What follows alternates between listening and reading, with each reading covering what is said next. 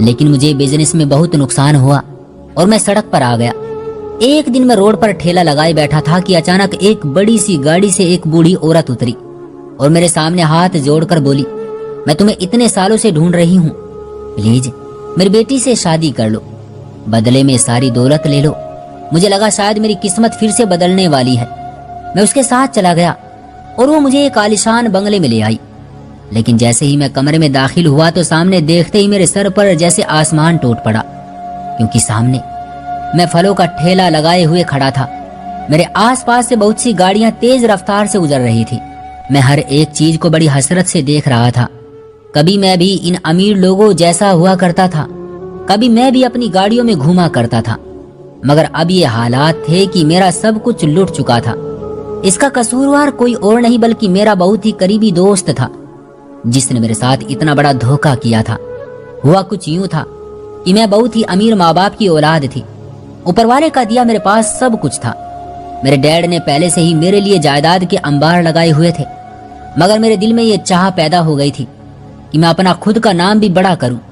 मैं कोई ऐसा काम करूं कि लोग मान जाएं कि सेठ यादव तो था ही बहुत काबिल, पर उसका बेटा भी किसी से कम नहीं है। उन्हीं दिनों मेरा एक बहुत ही करीबी दोस्त दुबई से 5 साल बाद लौट कर आया था। उसने मुझे बताया कि वो इतने पैसे लाया है कि आसानी से अपनी जिंदगी गुजार सकता है। मैंने उससे कहा कि तुम मेरे साथ इन्वेस्टमेंट करो, हम अपनी बिजनेस आसमान तक ले जाएंगे। वो मान गया और बोला तो हम 50-50 में बिजनेस करते हैं। सबसे बड़ी बेवकूफ़ी मुझसे ये हुई थी कि मैंने सोचा कि दोस्त के साथ कागजी कार्रवाई करने की क्या जरूरत है। उसने इसी चीज का फायदा उठाया और आहिस्ता आहिस्ता से मेरा सारा पैसा ऐंठ लिया। उसने मुझे सड़क पर लाकर खड़ा कर दिया था। मैं इस सदमे से संभल ही नहीं पा रही थी। मैं कई दिनों अस्पताल में एडमिट रहा। मेरी माँ की भी तबीयत बहुत खराब रहने लगी थी। हम पर तो खाने के भी लाले पड़ने लगे थे। कई बार तो ऐसा होता था कि मैं माँ के लिए बाहर से कुछ ले आता था, मगर मेरी अपनी भूख जो की तू रह जाती थी, क्योंकि मेरे पास अपने लिए एक रोटी खरीदने के भी पैसे नहीं होते थे। अब हालात इस कदर बिगड़ गए थे कि माँ को भी भूखा रहना पड़ रहा था। मुझसे ये सब बर्दाश्त नहीं हो रहा था, इसलिए मैंने फलों की रेहड़ी लगाई। मुझे आवाज लगाकर फल बेचना नहीं आता था, इसलिए अक्सर दिन तो मेरे पास कोई ग्राहक आता भी नहीं था। मैं हसरत भरी नजरों से हर चीज को देखता रह जाता था। आज भी कुछ ऐसा ही हुआ। सुबह से मेरे पास एक भी ग्राहक नहीं आया था। इस वजह से मैं बहुत परेशान था।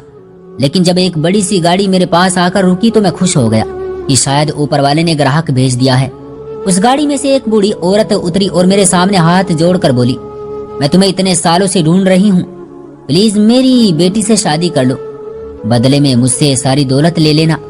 मैं तो उस बूढ़ी औरत की बात सुनकर हक्का बक्का रह गया। मैं बोला, मगर क्यों, मुझ में ऐसी क्या खास बात है? वो बूढ़ी औरत बोली, तुम मेरे लिए बहुत खास हो, इसका अंदाजा तुम्हें शादी के बाद हो जाएगा।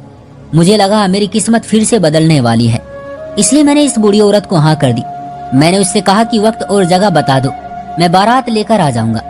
वो औरत बोली, नहीं नहीं, मेरे पास इतना वक्त नहीं है, तुम अभी मेरे साथ चलो, मैं अभी ये शादी करवाना चाहती हूँ। मुझे कुछ सही नहीं लग रहा था। कोई और हालात होते तो मैं इस शादी के लिए कभी हाँ नहीं करता, मगर अब मैं इतने बड़े ऑफर को ठुकरा नहीं सकता था।